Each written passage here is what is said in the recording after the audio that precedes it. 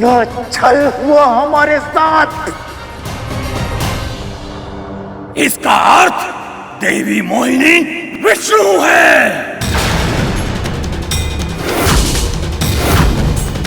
तुमने दुष्टता की सारी सीमाएं पार कर दी हैं राहु, अब तुम्हें दंड मिलेगा।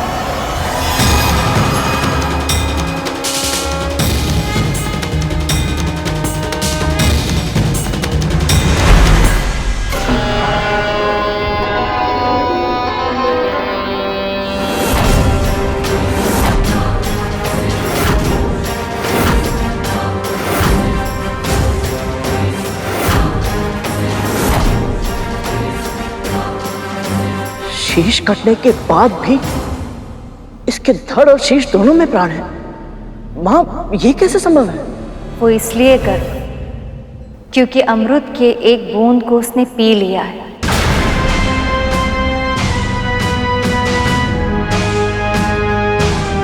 अब इसकी मृत्यु कभी नहीं होगी, पर स्वयं प्रभु के सुदर्शन चक्र ने इसे 2 भागों में विभाजित किया है। इसलिए अब पूरी सृष्टि में कोई भी कभी भी इसे जोड़ नहीं पाएगा। अब ये सदैव 2 भागों में विभाजित रहेगा। जिस प्रकार तूने स्वयं को 2 भागों में बांट कर मेरे साथ छल किया है, यदि फिर किसी के साथ ऐसा छल किया तो तू सदैव के लिए 2 भागों में बट जाएगा और फिर तेरे दोनों भाग कभी एक साथ नहीं हो पाएंगे। ये मेरा श्राप है। इसे चेतावनी दी थी मैंने। यदि इसने धर्म के पथ को चुन लिया होता तो आज ये स्थिति नहीं आती। मुझे तो प्रभु के क्रोध से भय लग रहा है।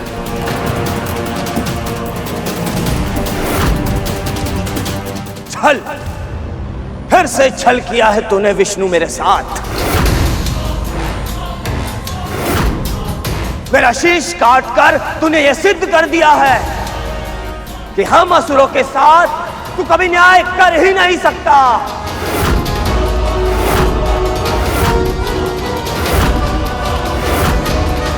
मूर्ख, कोई छल नहीं किया है मैंने, वही किया है जो तुम असुर सदैव करते आए। उत्तर दो, देवताओं को कैसे पराजित किया था तुमने? शारीरिक बल से, युद्ध क्षमता से, या फिर छल से? गुरु शुक्राचार्य की तपस्या की शक्ति से, संजीवनी विद्या की सहायता से? क्या वो युद्ध धर्म था? क्या वो किसी योद्धा के लिए आदर्श व्यवहार था? फिर स्वर्ग पर अधिकार पाकर भी तुम्हें संतोष नहीं मिला। पराजित देवताओं को सताने का हर संभव प्रयास करते रहे तुम।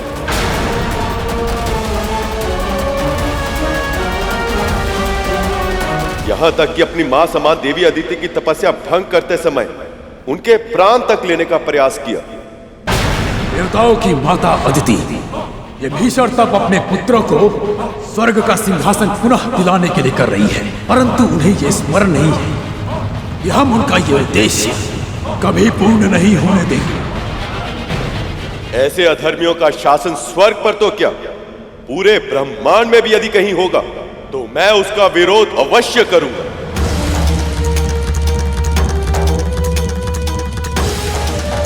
संधि के नियमों के अनुसार देवताओं और असुरों को दोनों को एक साथ मिलकर क्षीर सागर का मंथन करना था, किंतु जब देवता मेरे विवाह में व्यस्त थे तब असुरों ने संधि के नियमों को तोड़कर अमृत को चुराने का षड्यंत्र रचा। इससे पहले कि देवताओं की दृष्टि उस अमृत पर पड़े, हम उसे चुरा लें। रक्षा कीजिए महाराज, रक्षा कीजिए। धनवंतरी के साथ छल करके कलश छीन लिया और अपनी बारी आने की प्रतीक्षा करने के स्थान पर देवताओं के वेश में आकर अमृत को पाना चाहा।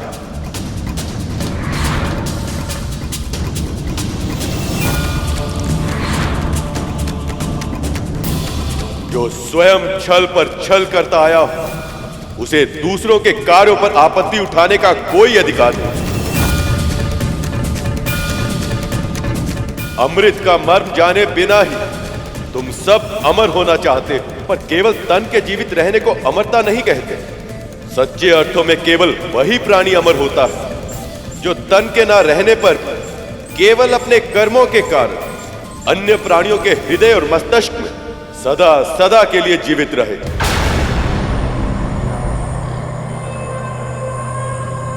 तुम्हें लगता है कि मैं देवताओं का पक्ष लेता हूं, पर जड़ बुद्धि, मैं देवताओं का नहीं देववत का पक्ष लेता हूं। जानते हो क्या है देववत? धर्म और सत्य के मार्ग पर चलना, मन में दया का व्यवहार रखना, दूसरों के साथ परोपकार करना और अपनी शक्ति सामर्थ्य का उपयोग संसार के कल्याण के लिए करना।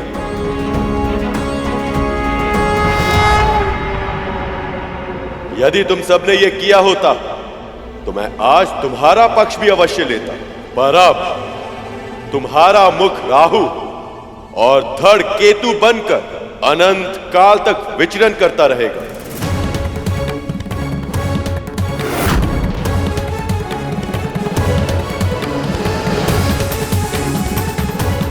ताकि आने वाले समय में संसार को यह स्मरण रहे कि देववत के बिना अमृत को प्राप्त नहीं किया जा सकता।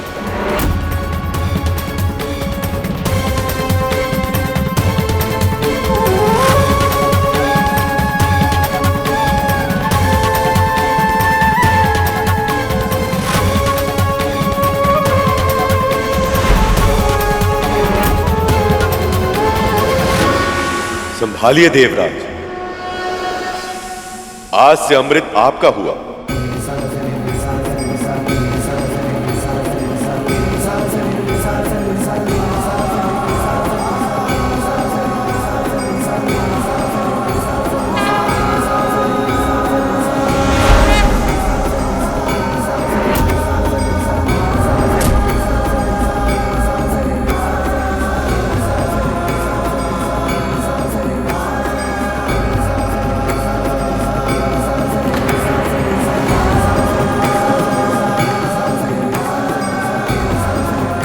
हे नारायण, आपने मेरे पुत्रों को अपना आशीर्वाद दिया, उनकी रक्षा की और उन्हें सामर्थ्यवान भी बना दिया, उन्हें अमर बना दिया आपने।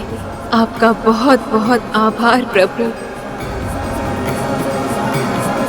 मेरी अनुपस्थिति का अनुचित लाभ उठाए देवताओं ने और नारायण ने भी इनका साथ दिया, पर मैं इतनी सरलता से पराजय स्वीकार नहीं करूंगा।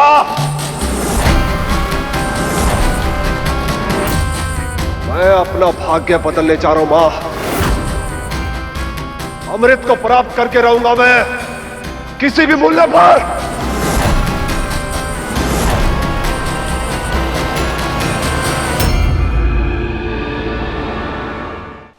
जिस क्षण की कल्पना खुली आंखों से स्वप्न देखने पर विवश कर देती थी, आज वो क्षण सत्य हो गया है। हमें अमृत मिल गया है। और ये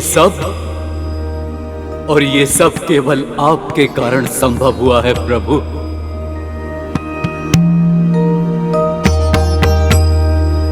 मंथन को सुनिश्चित करने के लिए आपने कच्छप का अवतार लिया।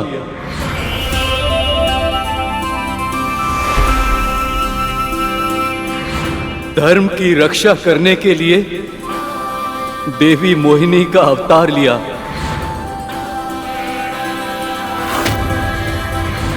और स्वयं इस कलश की रक्षा की।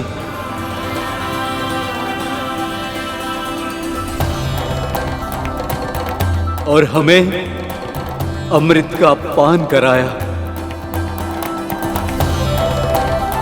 आप धन्य हैं नारायण, आपका कोटि कोटि आभार।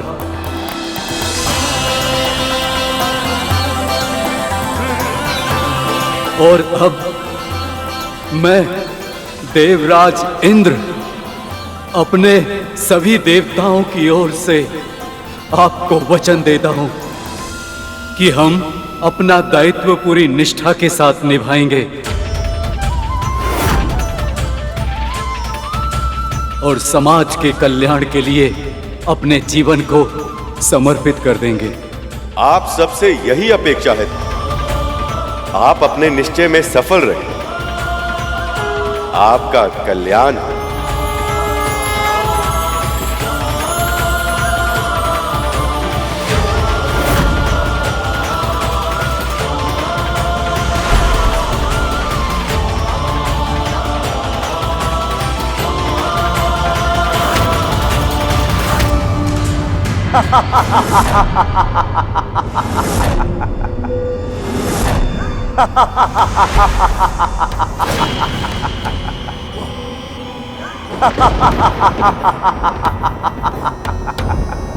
तुम्हें क्या लगा तुम विजयी हो गए हो? पर ये तो बस एक झड़प थी। देवासुर संग्राम तो अभी शेष है और निरंतर चलता रहेगा अनंत काल तक। क्योंकि अब केवल तुम ही नहीं, मैं भी अमर हूं। अमर!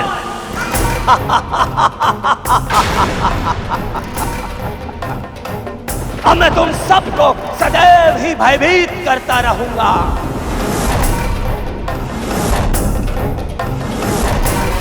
सूर्य और चंद्र ने मेरा भेद खोला था ना, अब मैं उन दोनों के चारों ओर चक्कर लगाता रहूंगा और जैसे ही मुझे अवसर मिलेगा मैं उन्हें निगल जाऊंगा।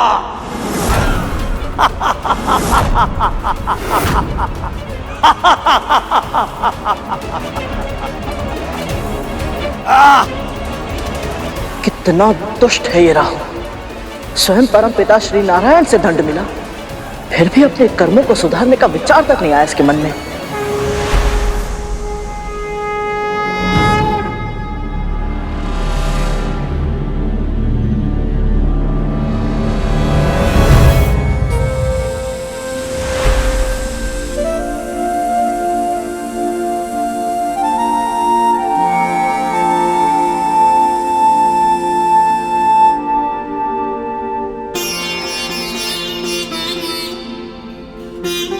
जिसके मन में अपने कर्मों को सुधारने का विचार आ जाए वो असुर कैसे हो सकता है कभी? प्रभु, आपका ये मोहिनी अवतार अपने उद्देश्य में सफल रहा। बहुत बहुत बधाई हो प्रभु।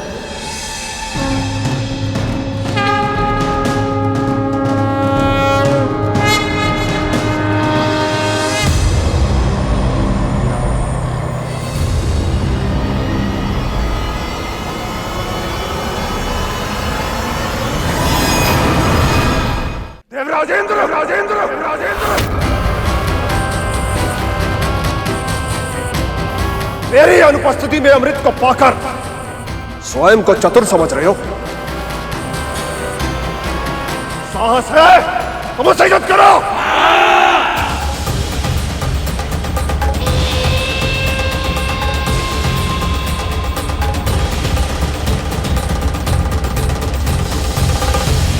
आपने इन असुरों को कितने अवसर दिए, कितनी बार समझाया, कितनी बार इनके अपराधों को क्षमा किया, परंतु ये असुर ये समझना ही नहीं चाहते कि अमृत के योग्य ही नहीं। और आपके निर्णय के बाद भी अमृत छीनने के लिए इन्होंने देवताओं पर आक्रमण किया। प्रभु मुझे आज्ञा दीजिए, मैं इस युद्ध में भाग लेकर अमृत की रक्षा करना चाहता हूं और आपके निर्णय के अपमान का परिणाम इन असुरों को भोगना ही होगा। आज्ञा दीजिए प्रभु। अमृत की एक भी बूंद ऐसे किसी भी प्राणी को नहीं मिलनी चाहिए जो इसके योग्य ना हो। जाओ कर, धर्म युद्ध तुम्हें पुकार रहा।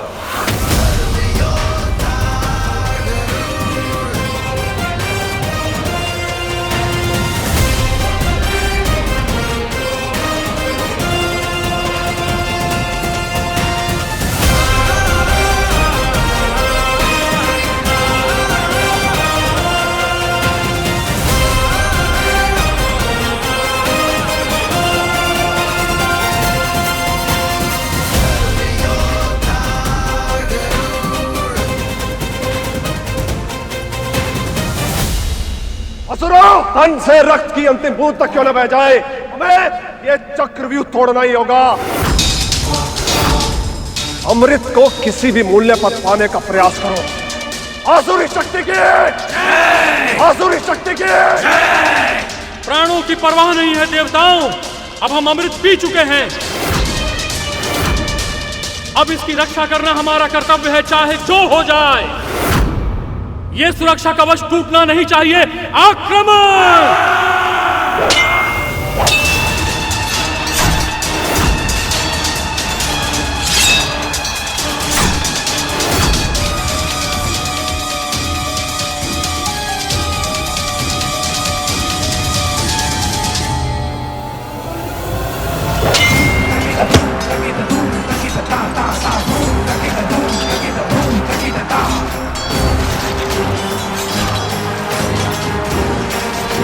काहू को मिले दंड को देखकर असुर अपनी प्रवृत्ति के कारण अपना ही नाश करने पर तुले हैं।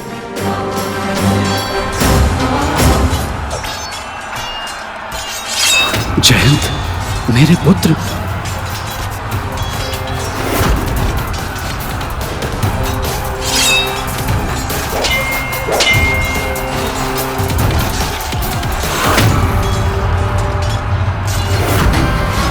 अपने पुत्र को कोई हानि नहीं पहुंचने दूंगा मैं।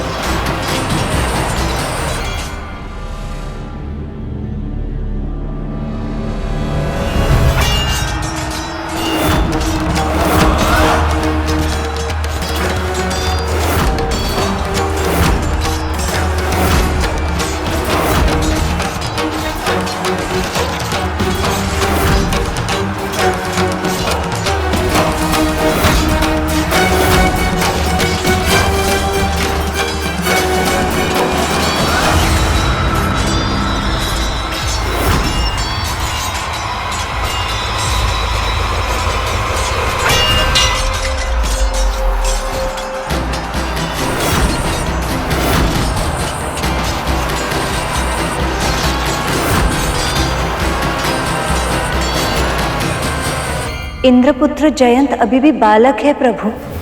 एक बालक पर वार करके बलि ने युद्ध के नियमों का उल्लंघन किया है। प्रभु, अब देवराज इंद्र क्या करेंगे? अपने पुत्र की रक्षा या अमृत की?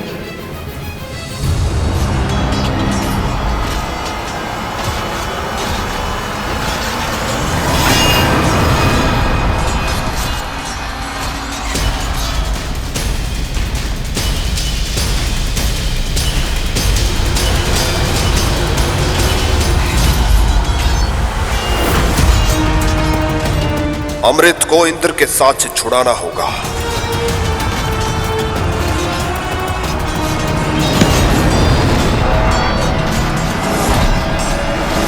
यदि अमृत गिर गया तो अनर्थ हो जाएगा।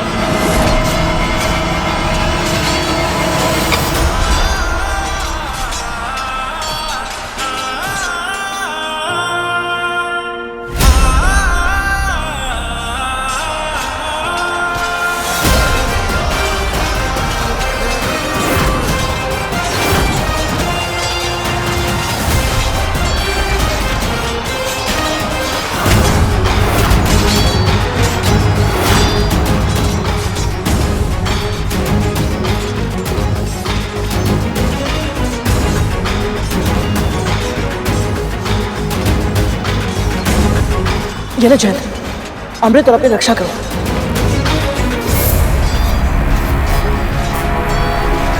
अमृत कलश अपने हाथों में लेने के बाद भी गरुड़ के मन में इसे पीने का विचार नहीं आया।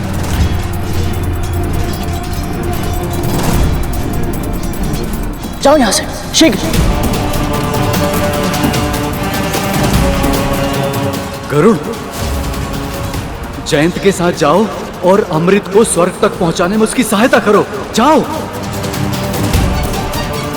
देवराज, आप सच में चाहते हैं कि मैं अमृत लेकर जयंत के साथ जाऊं? हाँ गरुड़, जयंत अभी छोटा है और उसे तुम्हारी सहायता की आवश्यकता होगी और मुझे तुम पर पूरा विश्वास है।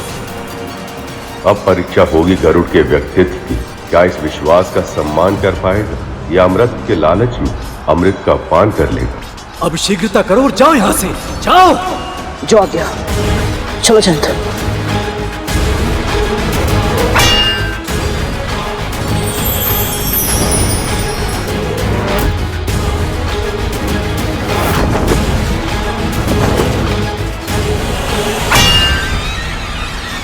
पीछा करो।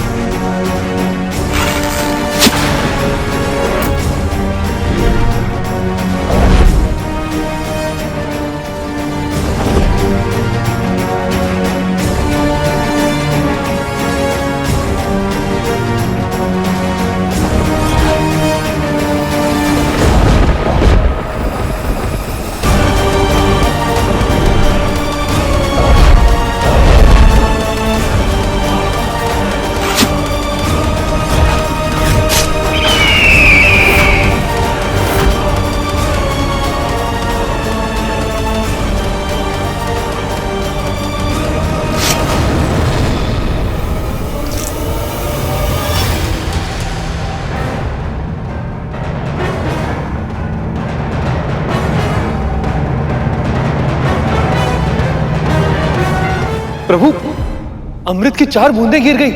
ये भी विधाता की योजना का भाग है शेष। भारत खंड के 4 नगर हरिद्वार, प्रयाग, उज्जैन और नासिक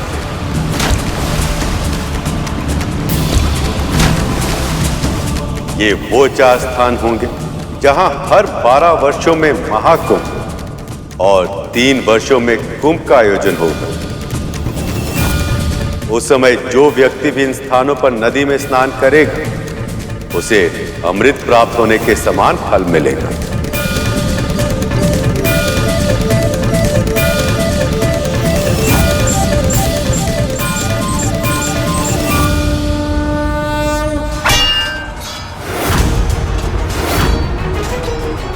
बस बहुत हो चुका, अब इस युद्ध को समाप्त करना ही होगा।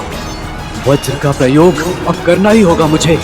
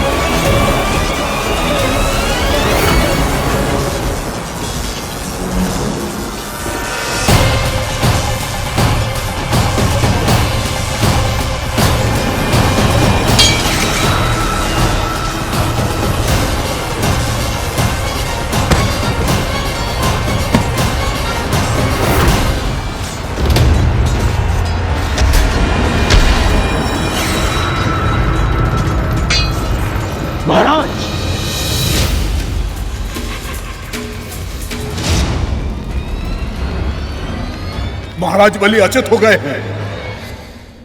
विजय श्री हमारी हुई। देवराज इंद्र की, देवराज इंद्र की, देवराज इंद्र की, देवराज इंद्र की।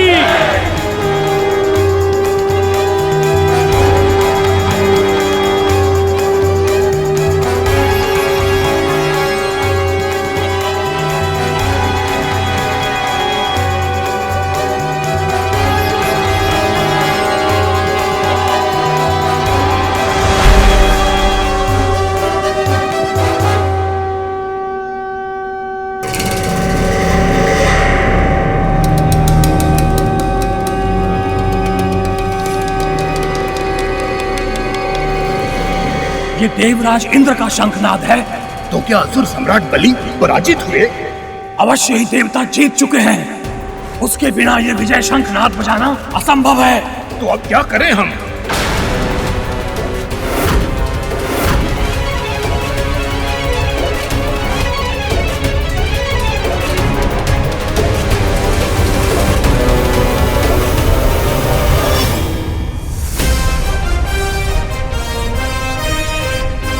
ये तो वही पक्षी है जिसने सेनापति वज्रांग की पूरी सेना को हरा दिया था और मंदराचल पर्वत को अकेले ही उठा लिया था।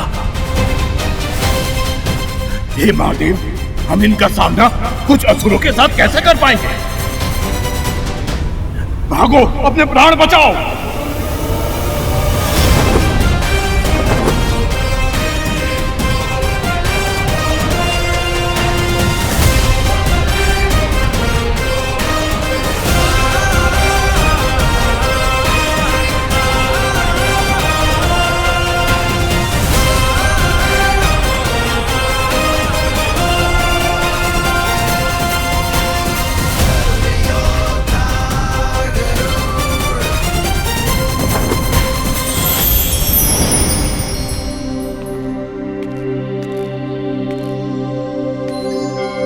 मुझे और अमृत को यहाँ तक सुरक्षित पहुँचाने के लिए आपका आभार गरुड़। आभार की आवश्यकता नहीं है जैन, ये तो मेरा कर्तव्य था।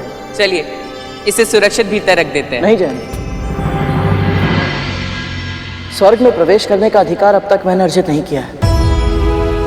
मेरा कर्तव्य तो बस तुम्हें और अमृत को यहाँ सुरक्षित पहुँचाना था, तो मुझे लौटना होगा।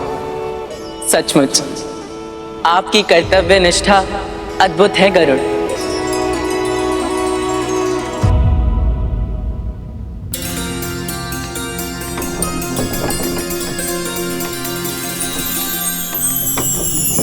प्रभु विष्णु की कृपा से स्वर्ग पर देवताओं का आधिपत्य पुनः स्थापित हो गया।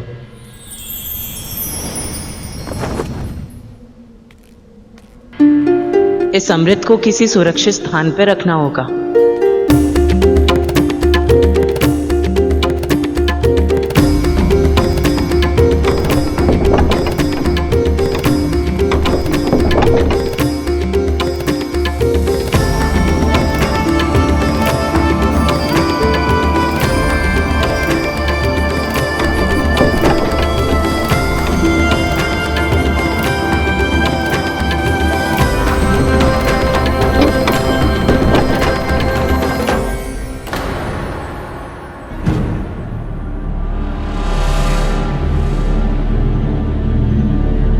मैं देवराज इंद्र का पुत्र जयंत हूँ। अमृत को सुरक्षित रखने आया हूँ। कृपया मुझे अंदर प्रवेश करने की अनुमति दें।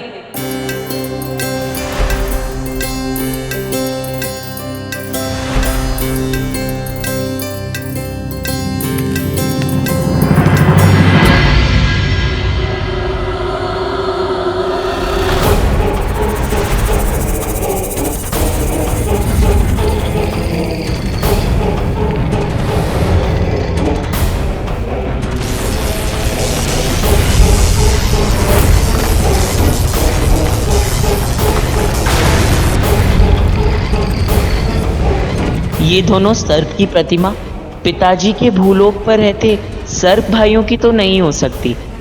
अवश्य इन्हें स्वर्लोक की सुरक्षा के लिए बनाया गया है।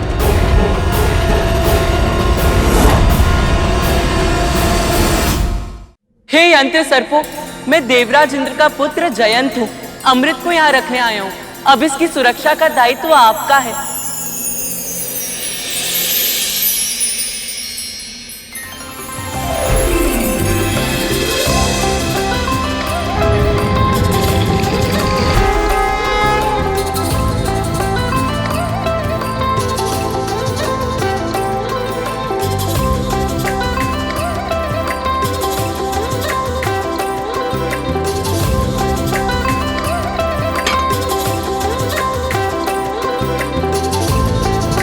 अब अमृत सुरक्षित हुआ।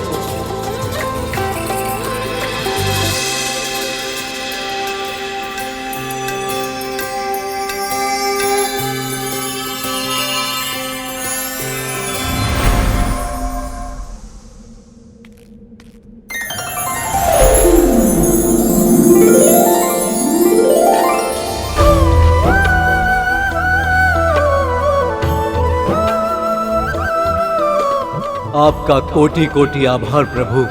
श्रीहीन, भाग्यहीन, परम दुख की अवस्था में हम देवता व्याकुल थे और ऐसी स्थिति में आपने हमारी पुकार सुनी। हम पे कृपा करके क्षीर सागर के मंथन जैसे असंभव कार्य को संपन्न किया। हम तो बस माध्यम थे प्रभु। ये विजय तो आपकी ही है। विनाश के मुहाने पर खड़े इस संसार को नया जीवन दिया है आपने। अनंत प्राणियों की रक्षा की है। आपकी जय हो प्रभु। आपकी सदा ही जय।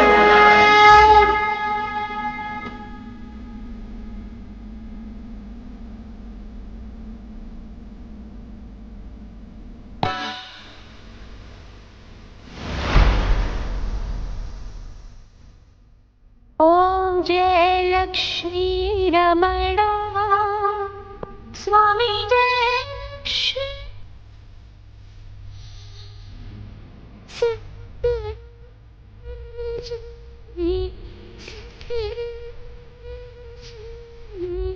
जगत हरणा। ओम जय लक्ष्मी रमणा जय लक्ष्मी रमणा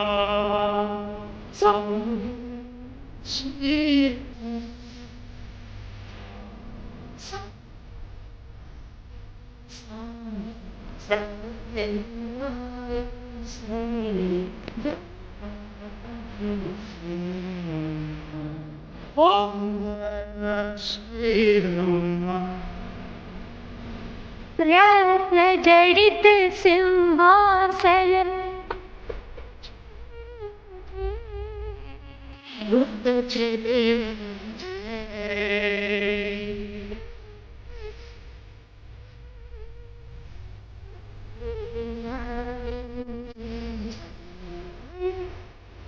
राजे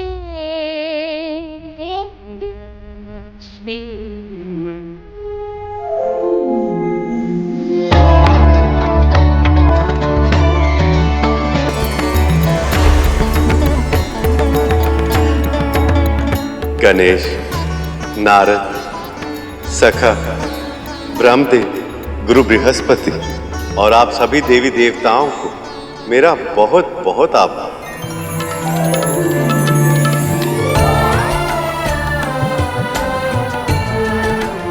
आप सबकी सहायता से समुद्र मंथन सफल हो पाया। आप सबकी सम्मिलित शक्ति ने वो कर दिखाया जो कुछ समय पहले कल्पना से भी परे था।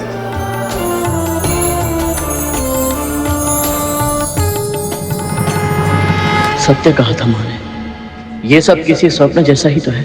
इतने समय तक वैकुंठ में रहने के बाद यहाँ से लौटने का तनिक भी मन नहीं कर रहा, परंतु माँ को अकेले भी तो नहीं छोड़ सकता।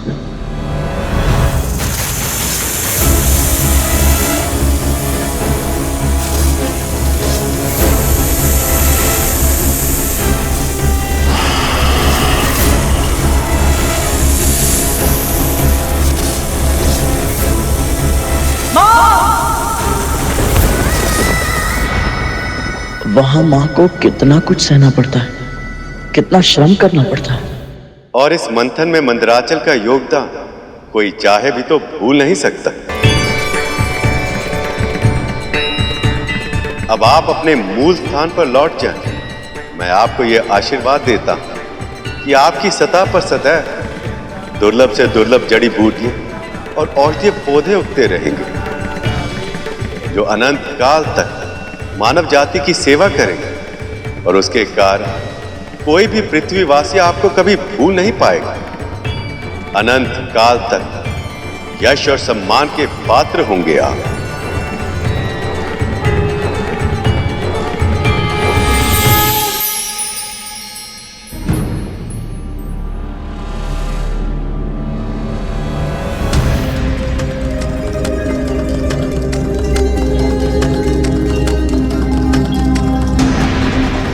अब समय आ गया है सखा, वासुकी को उसके घाव से मुक्ति देकर उसे अपना आशीष प्रदान करें। अवश्य सखा।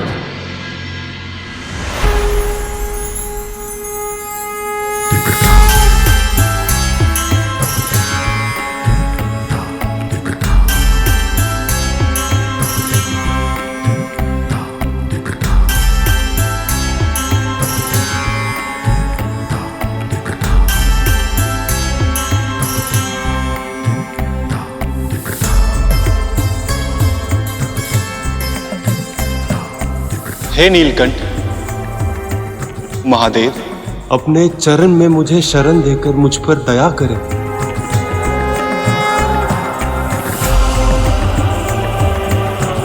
उठो वासुकी, उठो।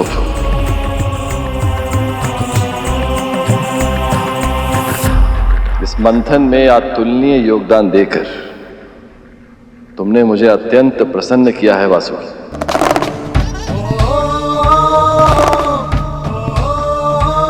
अब से तुम्हारा स्थान मेरे चरणों में नहीं, ऊपर है, बहुत ऊपर। प्रभु,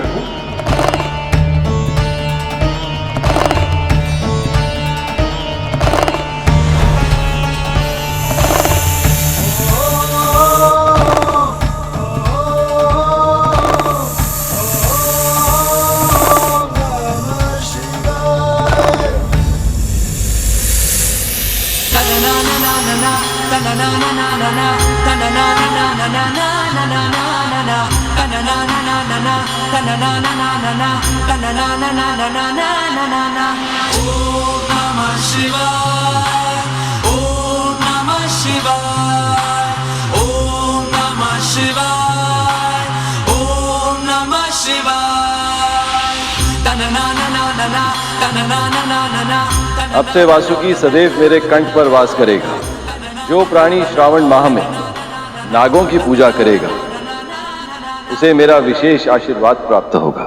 नागेश्वर महादेव शिव की, नागेश्वर महादेव शिव की, नागेश्वर महादेव शिव की जय, नागेश्वर महादेव शिव की जय, नागेश्वर महादेव शिव की जय। मां के आशीर्वाद के बिना संसार का कोई भी कार्य सफलतापूर्वक संपन्न नहीं किया जा सकता। आपकी प्रार्थना की शक्ति ने ही हमारी विजय को संभव बनाया है मां। आपको कोटि कोटि प्रणाम।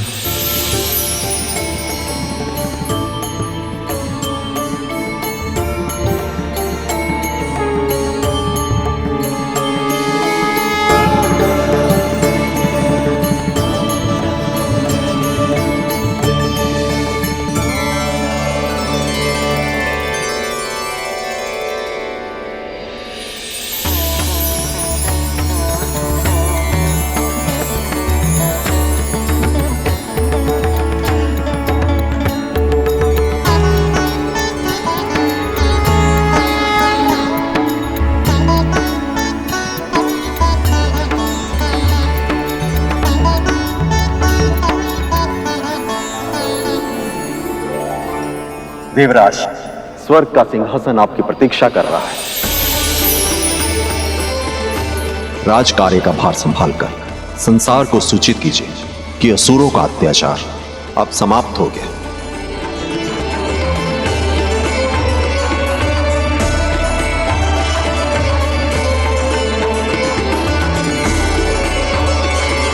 हे परमपिता, परम प्रभु नारायण, आपकी कृपा के कारण ही आज हम सब इस शुभ क्षण के साक्षी बन पाए हैं।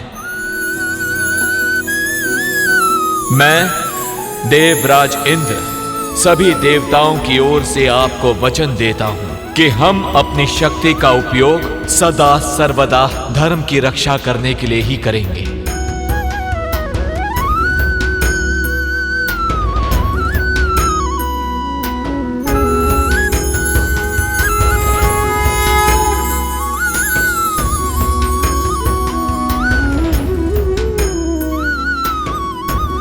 देवराज इंद्र की, देवराज इंद्र की, देवराज इंद्र की, देवराज इंद्र की, देवराज इंद्र की, देवराज इंद्र की, देवराज इंद्र की, देवराज इंद्र की।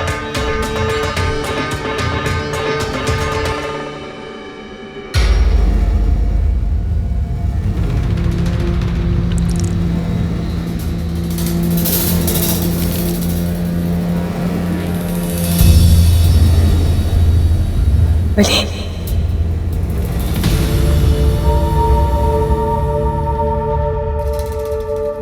गुरुदेव,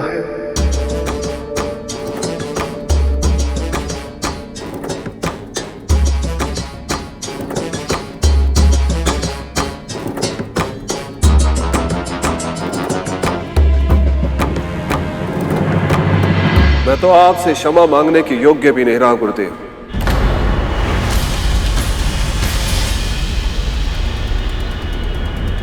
आपने बार बार चेतावनी दी थी मुझे कि मंथन में भाग मत लेना, और मैंने आपके सुझाव नहीं माने। और अब देवताओं की श्री लौट आई, उन्हें उनकी शक्ति वापस मिल गई है, और इस सबसे बढ़कर उन्हें मिल गया है अमृत।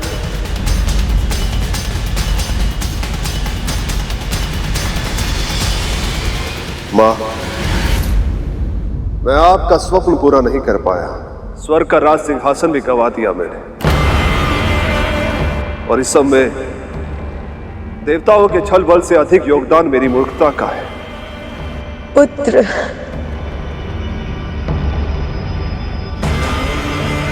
मुझे क्षमा कर दीजिए गुरुदेव, क्षमा कर दीजिए मुझे। पराजय और प्रयास एक ही सिक्के के दो पहलू हैं महाराज। जिस व्यक्ति के अंदर प्रयास जीवित है, उसके लिए कोई भी पराजय अंतिम नहीं।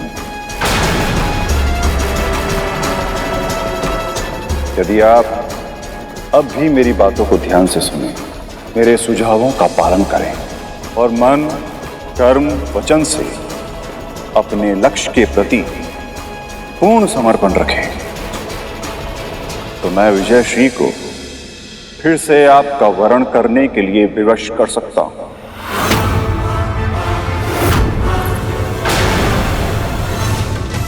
और जो कुछ भी आपने खोया है, वो सब कुछ और उसके अतिरिक्त बहुत कुछ आप प्राप्त कर सकते हैं।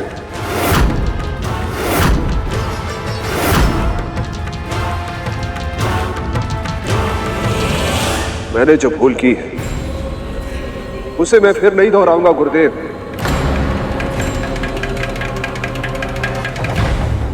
आपके हर सुझाव का आदेश की तरह पालन करूंगा। आपके दिखाए मार्ग पर चलूंगा मैं।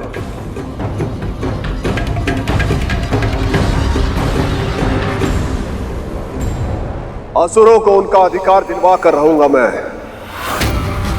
महाराज बलि की, महाराज बलि की, महाराज बलि की, महाराज बलि की। प्रभु, मां, न जाने मेरे मन में भावनाओं का ज्वार उमड़ रहा है। एक ओर तो मैं बहुत प्रसन्न हूं कि हमारा उद्देश्य सफल हुआ, परंतु दूसरी ओर मैं दुखी भी हूं कि अब हमारा कार्य समाप्त हो गया। प्रभु, मां सदैव कहती थी कि जिसका मन एक बार प्रभु विष्णु की भक्ति में रम जाए फिर और कहीं नहीं लगता।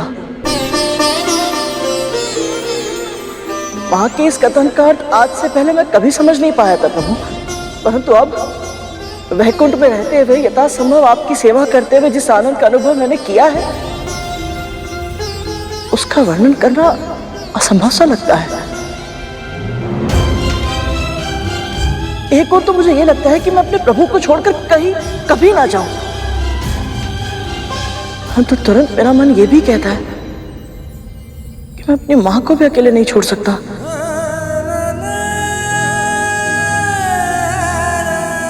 और विशेष रूप से तब जब बड़ी मां के कारण प्रतिदिन प्रतिक्षण वो यातना और अपमान का जीवन जीने के लिए विवश है। भावनाओं का ज्वार केवल तुम्हारी नहीं, मेरे मन में भी उठ रहा है गरुड़। जानती हूं तुम्हें अपनी मां के पास जाना आवश्यक है,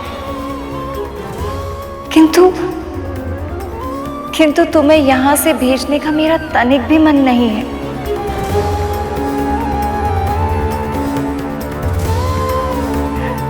आशा की किरण की तरह मिले थे तुम मुझे जब मैं स्वामी के प्रतीक्षा में व्याकुल थी।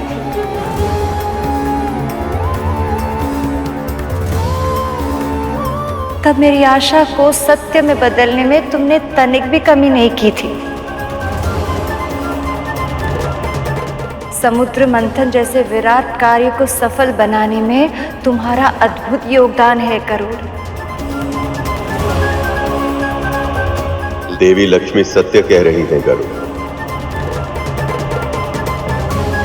पर स्मरण रहे जीवन में कभी कुछ भी स्थायी नहीं होता। आज देवी विंता को तुम्हारी आवश्यकता है, इसलिए तुम वैकुंठ और हमें छोड़कर जा रहे हो, पर शीघ्र ही हम फिर मिलेंगे।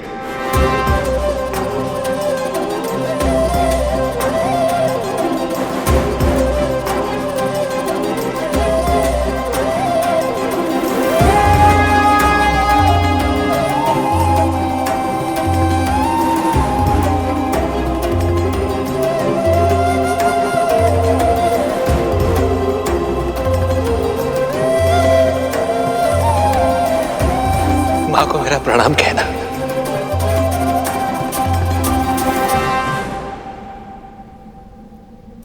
आज्ञा दीजिए प्रभु। माँ,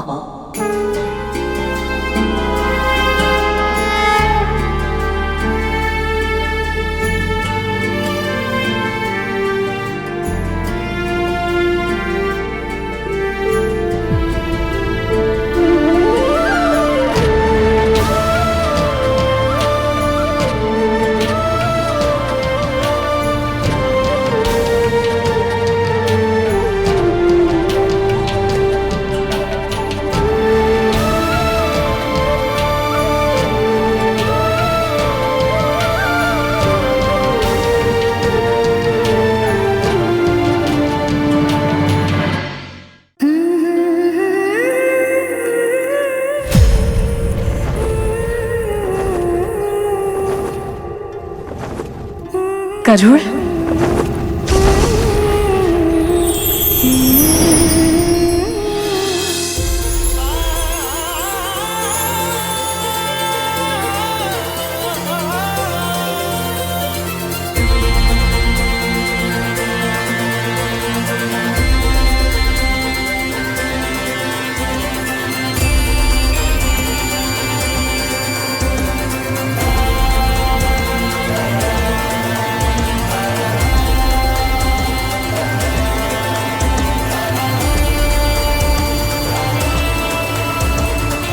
माँ, क्या हुआ?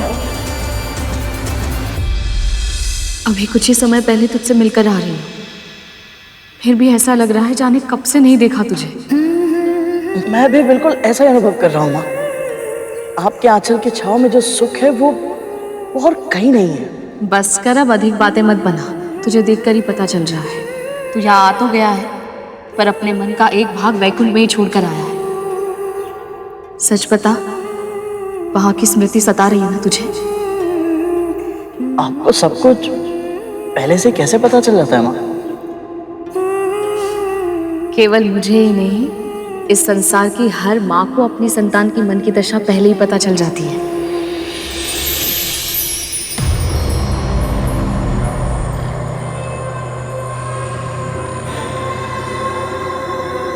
आ गया तू?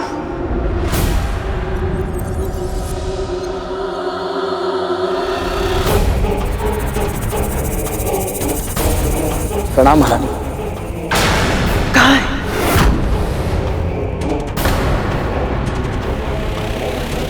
तू रिक्त हाथों से क्यों आया है?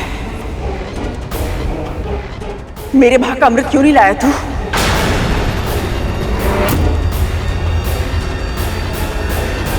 तेरी समक्ष देवताओं ने वचन दिया था ना, यदि वासुकी ने अमृत मंथन में सहायता की तो मेरे पुत्रों के भाग का अमृत उन्हें अवश्य मिलेगा। तो फिर अमृत कहाँ है?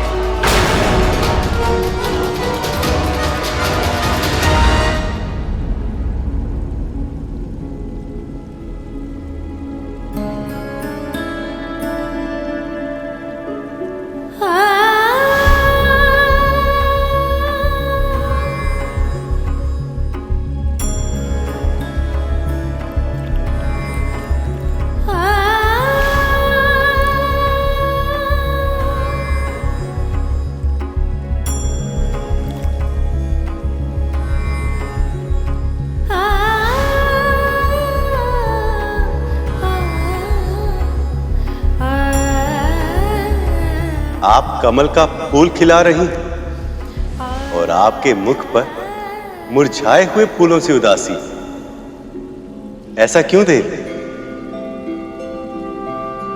पुत्र के मुख पर दुखों की छाया देखकर मां प्रसन्न कैसे रह सकती है? आप गरुड़ के लिए चिंतित हैं ना देवी? प्रभु, आपने अपने हृदय में स्थान देकर मुझे सब कुछ दिया है, पर यदि मैं आपसे कोई उपहार मांगू तो? आपको प्रसन्न करने के लिए मुझे जो भी करना हो मैं वो अवश्य करूंगा देवी।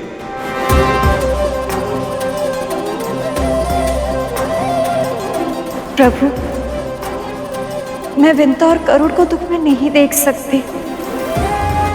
आप कुछ कीजिए ना, उन्हें दासत्व से मुक्त करने के लिए उनकी सहायता कीजिए ना प्रभु।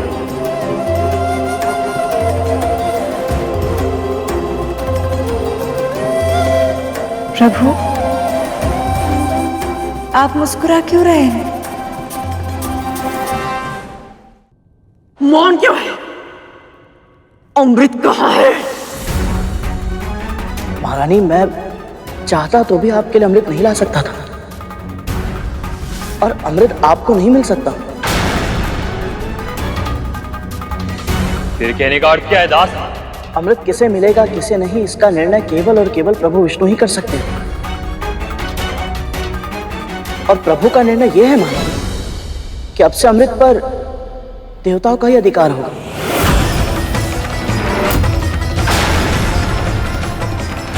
यहां तक कि असुरों को भी अमृत नहीं मिला है।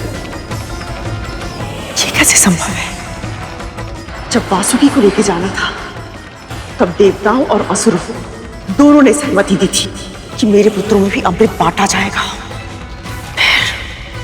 परंतु जो वस्तु उनकी थी ही नहीं, उसके लिए सहमति देने का अधिकार भी नहीं था उनके पास। उन्होंने आपको ऐसा वचन दिया था जो वो कभी पूरा नहीं कर सकते थे। यह निर्णय केवल और केवल श्री नारायण का ही है। पता है, जब राहु ने छल से देवताओं की पंक्तियों में बैठकर अमृत का पान किया तो प्रभु ने अपने सुदर्शन चक्र से उसका शीश धड़ से अलग कर दिया था। अमृत ग्रहण करने के बाद भी उसका जीवन मृत्यु से भी बुरा है। महारानी, मेरा सुझाव तो यही है कि आपको अमृत को भूलकर प्रभु के निर्णय को स्वीकार कर लेना चाहिए।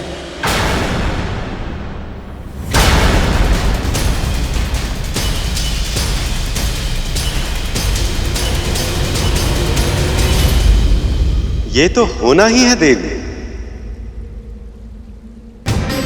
पर गरुड़ के जीवन का उद्देश्य केवल दास्ता से मुक्ति पाना नहीं, उसके लिए एक बहुत बड़ा लक्ष्य निर्धारित किया है मैंने। कैसा लक्ष्य प्रभु? इंद्र से सहस्त्र गुना अधिक बलवान होने का वरदान गरुड़ को एक विशेष कारण से मिला, क्योंकि आने वाले समय में उसे मेरा वाहन बनना, क्योंकि आने वाले समय में उसे मेरा वाहन बनना, क्योंकि आने वाले समय में उसे मेरा वाहन बनना, क्योंकि आने वाले समय में उसे मेरा वाहन बनना। सत्य प्रभु, इससे उत्तम और क्या हो सकता है? गरुड़ तन से बलवान, मन से सात्विक, वो साहसी है, धैर्यशील है और अपने दायित्वों को वो अच्छे से निभाना जानता है। पर उसका सबसे विशेष गुण उसके संस्कार हैं देव। अमृत का कलश उसके हाथों में था, किंतु तब एक बूंद पीने तक का विचार उसके मन में नहीं आया।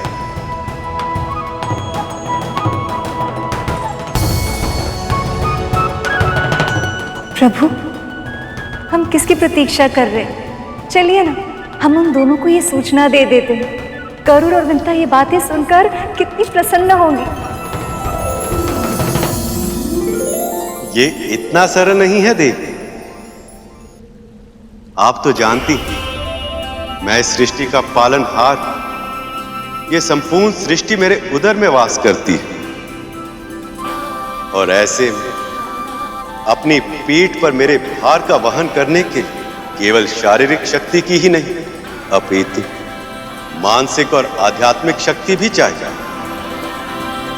उसके लिए गरुड़ का सबसे पहले अपनी कुंडलिनी को जागृत करना होगा और अनेक परीक्षाओं में सफल होना होगा, और उसमें से पहली परीक्षा अमृत के प्रकट होने से ही आरंभ हो गई।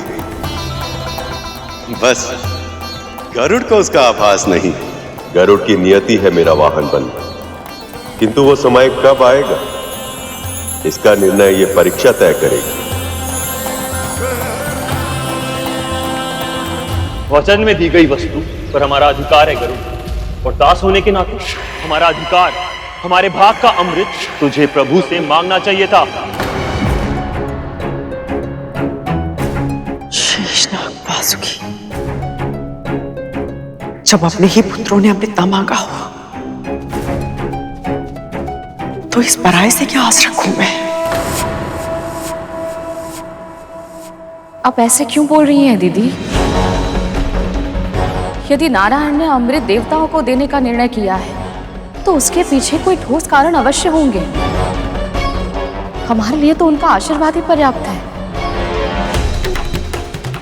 दूसरों की दया दृष्टि से कुछ भी मिल जाए उससे संतुष्ट हो जाना दासों के लिए उचित होता होगा दासी माँ, हमारे लिए नहीं। हमारी माँ ने हमें ऐसे संस्कार नहीं दिए कि कोई हमारा अधिकार छीन ले और हम चुपचाप अत्याचार सहन कर लें। अमृत पर हमारा अधिकार है माँ, और वो अधिकार हम लेकर रहेंगे। हाँ माँ, जिस वस्तु का वचन दिया जा चुका हो उसे प्राप्त करना हर शूरवीर का धर्म होता है। जब अधिकार माँ के ना मिले तो छीनना आवश्यक हो जाता है माँ। परंतु अमृत देवताओं की सुरक्षा में है और उनसे युद्ध करना उचित नहीं होगा महारानी।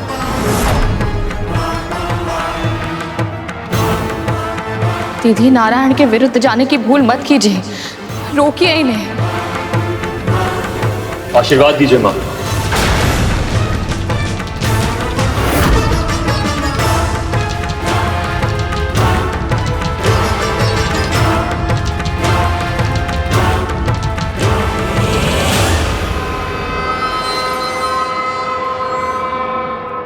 खड्गेन आक्रम्य भुजिता वीर भोग्य वसुंधरा, खड्गेन आक्रम्य भुजिता वीर भोग्य वसुंधरा, खड्गेन आक्रम्य भुजिता वीर भोग्य वसुंधरा, खड्गेन आक्रम्य भुजिता वीर भोग्य वसुंधरा।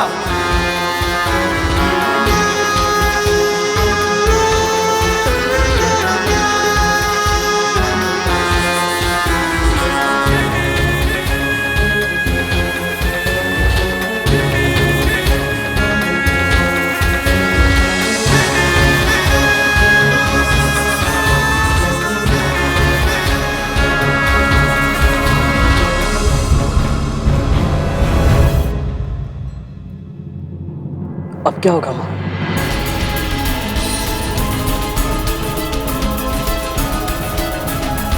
प्रभु, पृथ्वी पर स्थिति सुधरते हुए दिखाई नहीं दे रही। कद्रू ने ना तो विवाह में कुछ सीखा और ना ही व्यक्तिगत अनुभव से। ये जानने के बाद भी कि राहु के साथ क्या हुआ, उसने अपने पुत्रों को अमृत छीनने के लिए भेज दिया। कद्रू को यदि उचित अनुचित का भेद ज्ञात होता तो विंता को इतने समय तक उसके पास दासी बनकर नहीं रहना पड़ता। कहते हैं ना देवी, विनाश काले विपरीत बुद्धि। पर प्रभु, जब तक कद्रू की आंखें नहीं खुलेंगी, विंता को दासत्व से मुक्ति नहीं मिलेगी। गुरु दत्तात्रेय ने कहा था, विंता की मुक्ति अमृत से जुड़ी हुई है। पर कैसे प्रभु? विधि के विधान का केवल अनुमान लगाकर उसे समझा नहीं जा सकता देवी। उसके अर्थ और उद्देश्य को तभी समझा जा सकता है जब जो होना वो हो गया है। प्रभु, मैं इतनी प्रतीक्षा नहीं कर सकती, कुछ तो संकेत दीजिए। विधि अपना रूप आकार लेना आरंभ कर चुकी है। इसके परम चरण में मेरी सहायता। बद्रिका आश्रम में तपस्या कर रहे मेरे अंशावतार नग और नारायण करें।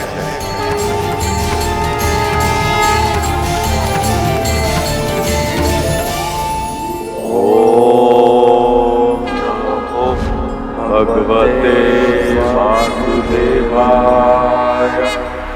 ओम नमो भगवते वासुदेवाय। ओम नमो भगवते वासुदेवाय। ओम नमो भगवते वासुदेवाय।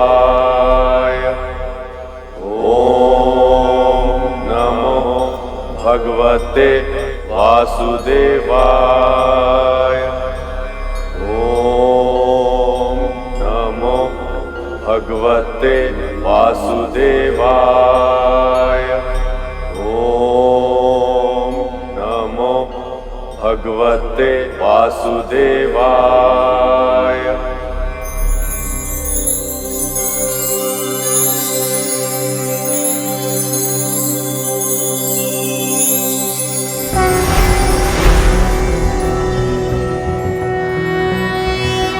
नमस्ते ब्रह्मरूपाय विष्णुरूपाय ते नमः। नमस्ते रुद्ररूपाय करिरूपाय ते नमः। विश्वरूप स्वरूपाय नमस्ते ब्रह्मचारिणे। भक्तप्रियाय देवाय नमस्तुभ्यं विनायक। ओम नमः।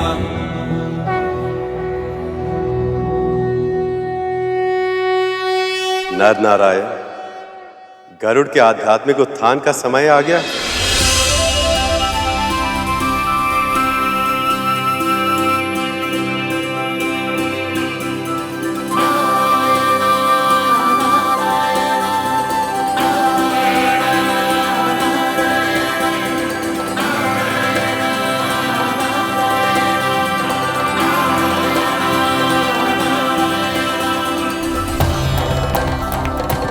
हम समझ गए प्रभु, आप जैसा चाहते हैं वैसा ही होगा।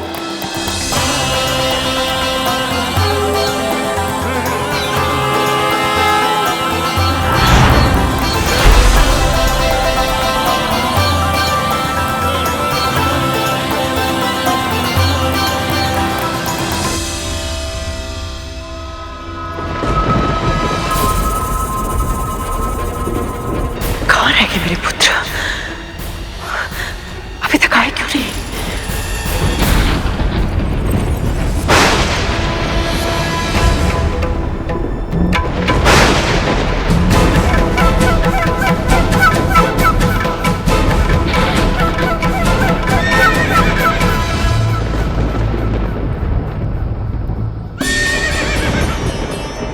देवराज इंद्र का रथ, इसका अर्थ है मेरे पुत्र विजयी हुए। इंद्र को परास्त कर दिया उन्होंने, और इंद्र ने अपनी प्राण रक्षा के लिए उन्हें अपना रथ उपहार में दे दिया। तभी तो वो इस दिव्य रथ में वापस लौट रहे हैं।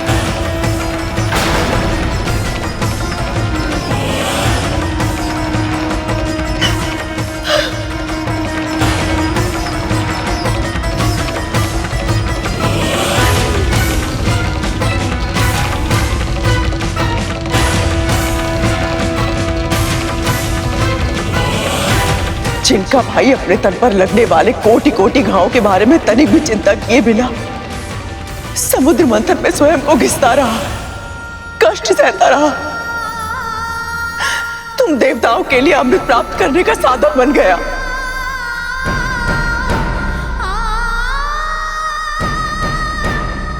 उन्हीं के साथ इतना निष्ठुर व्यवहार। ये उन्हीं वासुकी के भाई और आपके पुत्र हैं विमाता, इसीलिए जीवित हैं।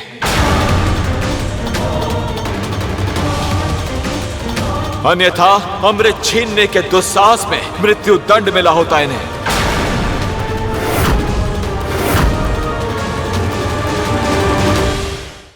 अमृत पर जितना अधिकार आप देवताओं का है, उतना ही मेरे पुत्रों का भी। ये भी महर्षि कश्यप की ही संतानें हैं। अवश्य है, पर यदि अमृत पर उनका अधिकार होता तो परम प्रभु विष्णु स्वयं उन्हें अमृत दे दिए होते। पर अब आपको सत्य स्वीकार करना ही होगा, और सत्य यह है कि आपके पुत्र अमृत के योग्य है ही नहीं। क्यों? क्या कमी है मेरे पुत्रों में? कमी? विमाता, जब स्नेह अधिक बढ़ जाए तो पांव में बेड़ी और आंखों पर पट्टी बन जाती है, और आपके साथ भी ऐसा ही हुआ है।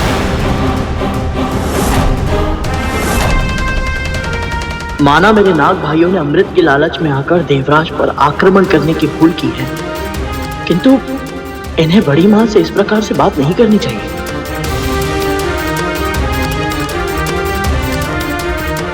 अब आपने पूछा है, इसलिए सत्य का दर्पण दिखाना मेरा कर्तव्य है, मेरा दायित्व है। तो सुनिए, सबसे पहली कमी तो यही है कि इन्होंने अपनी मां के साथ उनके हर अधर्म में उनका अर्थात आपका साथ दिया है।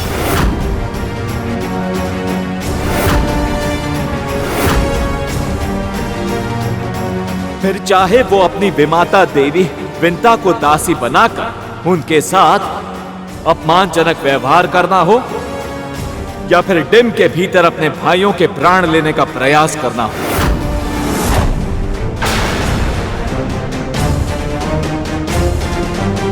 और केवल यही नहीं विमाता, इनमें दया और परोपकार की भावनाएं भी नहीं। स्वभाव से ही विषैले हैं ये।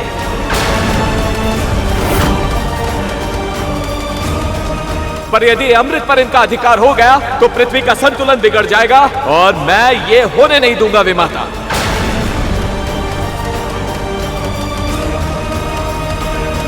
पर देवराज, तुम ये बात इन्हें प्रेम से भी तो समझा सकते थे ना। तुम भी तो इनके भाई हो ना। हाँ देवराज, माँ सही कह रही है। इनके साथ इतने निष्ठुर व्यवहार की आवश्यकता नहीं थी। विमाता विंता, गरुड़, आप दोनों भूल रहे हैं कि पहला आक्रमण इन्होंने किया था।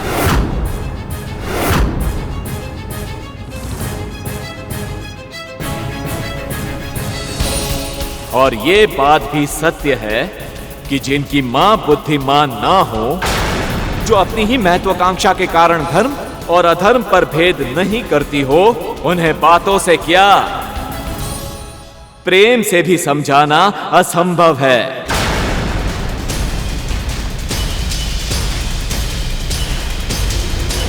नियम के अनुसार मृत्यु दंड मिलना चाहिए इन्हें, पर मैंने इनके प्राण दान में दिए हैं। ये दया नहीं है तो और क्या है विमाता?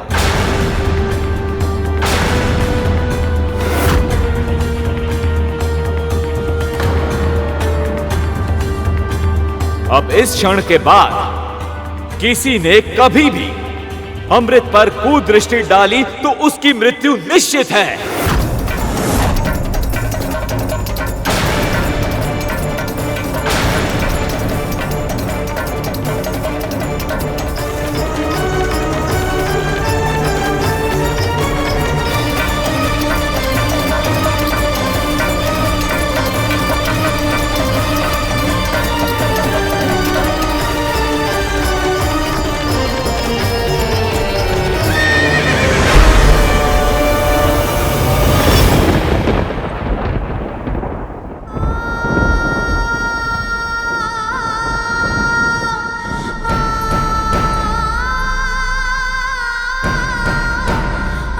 स्वयं को संभालिए दीदी, कुछ नहीं होगा इन्हें, स्वस्थ हो जाएंगे ये।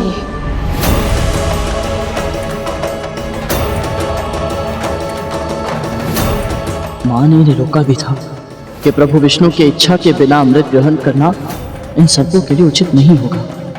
यदि ये तब समझ जाते तो ये दशा नहीं होती।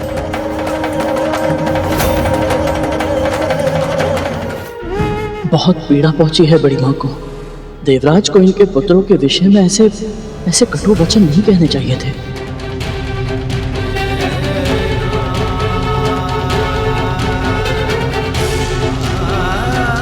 सबसे पहली कमी तो यही है कि इन्होंने इनकी मां के साथ उनके हर अधर्म में उनका अर्थात आपका साथ दिया है।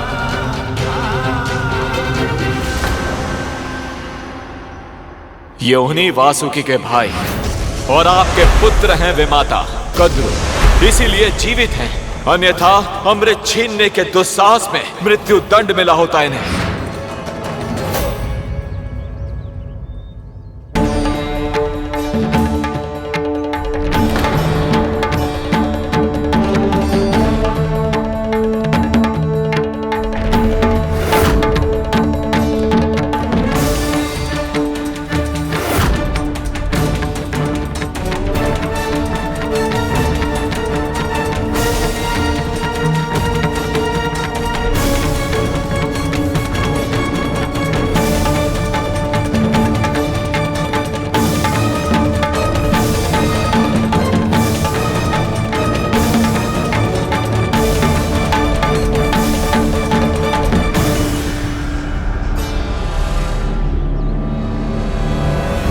स्वभाव से ही विषैले हैं ये, पर यदि अमृत पर इनका अधिकार हो गया तो पृथ्वी का संतुलन बिगड़ जाएगा और मैं ये होने नहीं दूंगा विमाता।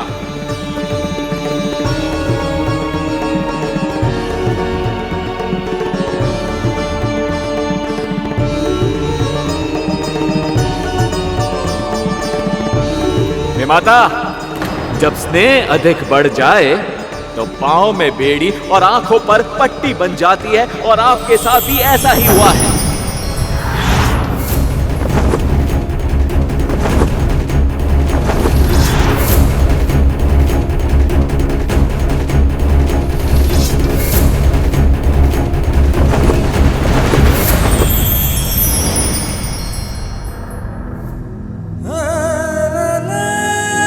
अमृत पर इनका उतना ही अधिकार है जितना तुम देवताओं का है।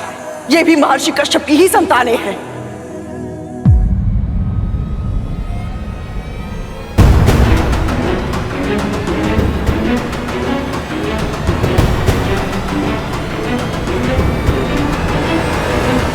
मैं जहां जहां जा रहा हूं ये दोनों मुझे वहां दिख रहे हैं, और ये मुझे इस प्रकार क्यों देख रहे हैं? कौन है ये दोनों?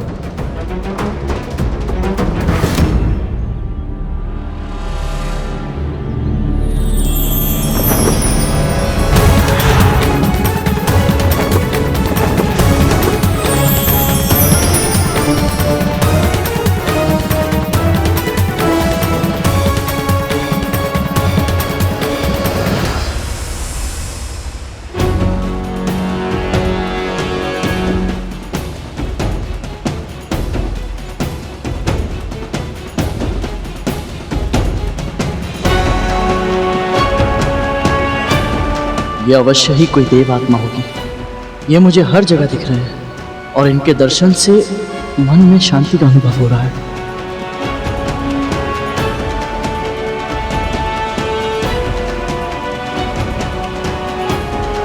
गरुड़,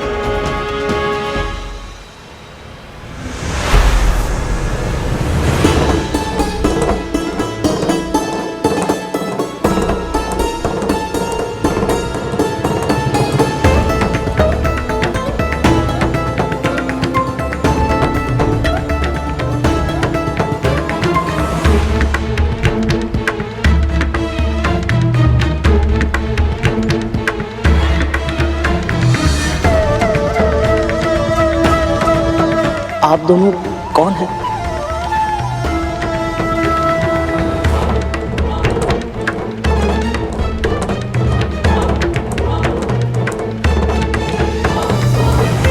मैं जहां जाता हूं आप दोनों के ही दर्शन होते हैं। आपके चारों ओर दिव्य आभा भी है। मुझे क्षमा कीजिएगा परंतु मैं पहचान नहीं पा रहा हूं।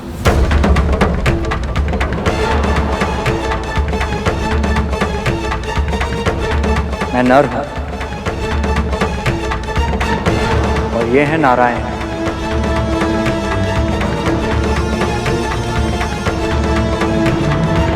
हम दोनों परम प्रभु विष्णु के अंशावतार हैं।